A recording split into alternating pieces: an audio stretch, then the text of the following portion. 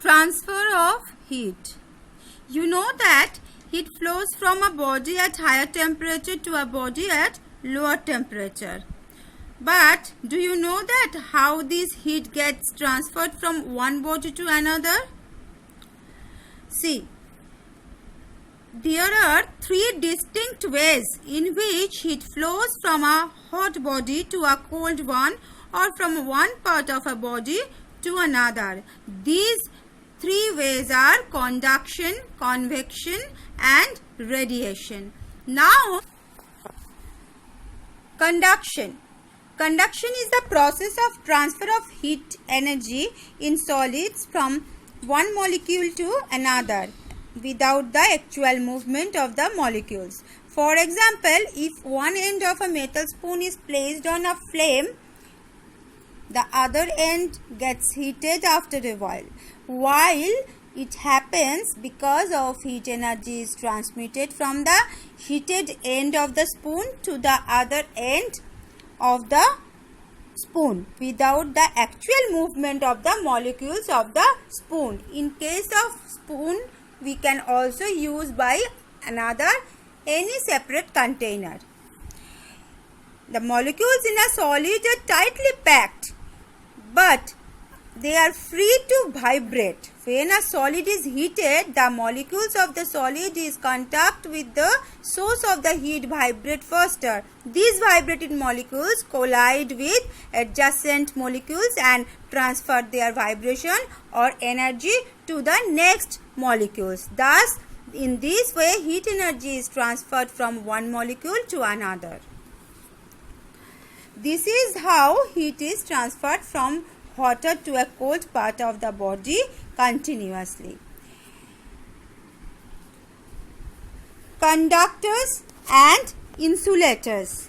Now, as we know that different materials allow heat to flow through them to different extents. Substances that allow heat energy to flow through them easily, they are called as good conductors of heat or thermal conductors. For examples, all metals we can consider them as good conductors of heat. Like silver is the best conductor of heat, and some other good conductors of heat like copper, aluminium, gold, etc. And in case of bad conductors or insulators, that is substances that do not allow heat energy to flow through them easily, are called bad conductors of heat or thermal insulators. Like glass, mica, cotton, cork, wood, asbestos, these are the examples of insulators or bad conductors. Air and water also are bad conductors of heat. Applications of few in practical surrounding us regarding conductors and insulators. Like handles of cooking vessels and kettles are made of insulators such as plastic so that we can hold them safely.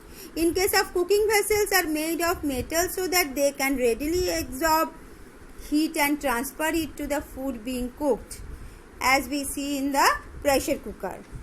In case of copper tubes, they are used in automobile radiators, as these coppers are readily absorbs the conducts away heat and the hot water coming from the engine. Cooling coils and coppers are used in refrigerators also, like this. Next is quilts, blankets, woolen clothes keep us warm in winter because they trap air in between our body and themselves. Air being is a bad conductor, so this is the reason heat cannot allow from our body to escape the surroundings, and thus we can feel ourselves hot or warm. Are made of double-walled containers. Air is trapped in the space between the two walls. As air is a bad conductor of heat, it does not allow the outside heat to enter the box and the ice does not melt. Another example also in practically we can see the natives of Alaska make igloos from snow. The air trapped in snow acts as insulator and does not allow heat from inside to go out, thus they keep warm in the inside igloo. False ceilings, generally made of plaster of Paris or asbestos, provide a layer of air between the two ceilings, which keeps the room warm during winter and cool during the summer times. Next is convection.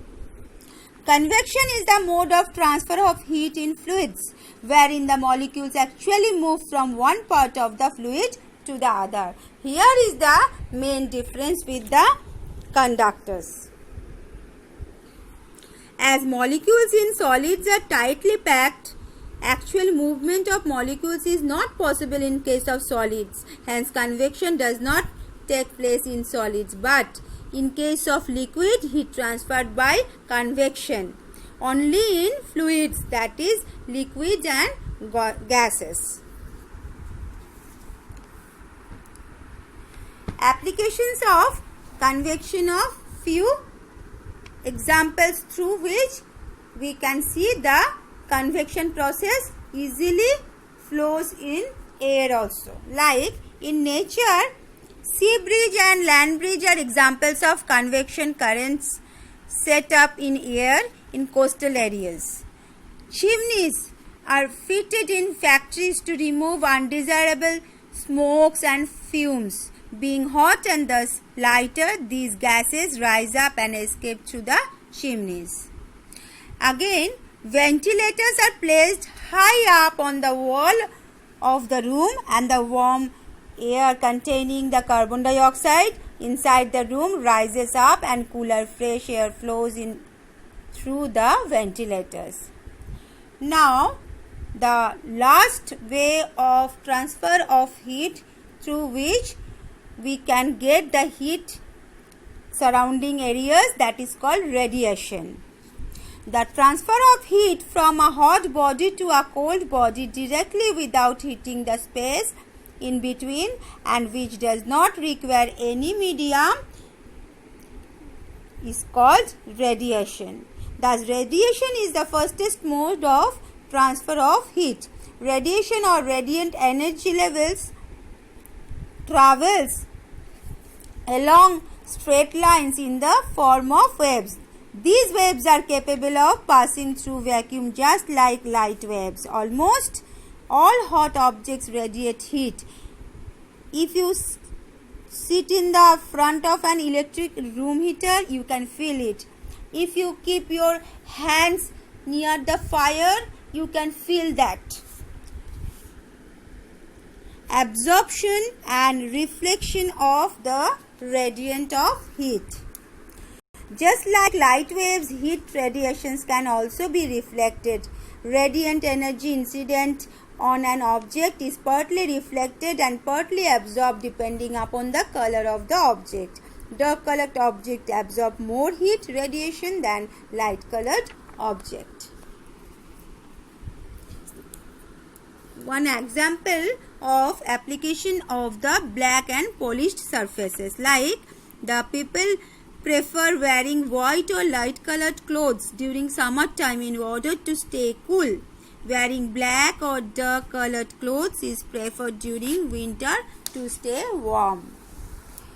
Now, the last most useful example for the transfer of heat is that one, the thermoflask. Construction of the thermoflask. A thermoflask consists of a double-walled glass or metal bottle. The narrow region between the inner and the outer wall is evacuated and scaled together at their necks or at the bottom. The walls are silvered. The vessel is put in a metallic or plastic case and is separated from it by a cork or a plastic piece to prevent it from the breaking. The mouth of the vessel is also closed by a stopper made of an insulating material. Working principle of the thermoflask. The vacuum between the glass walls of the thermoflask considerably reduces the flow of heat by conduction and convection. This is because both conduction and convection need a material medium for transferring of heat. the silvered surfaces reflect the heat back, thus reducing the heat exchange due to radiation. This causes the liquid in a thermoflask to stay hot or cold for a longer period of time.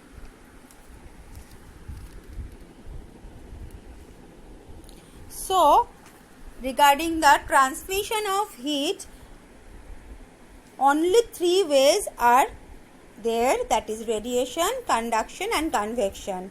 And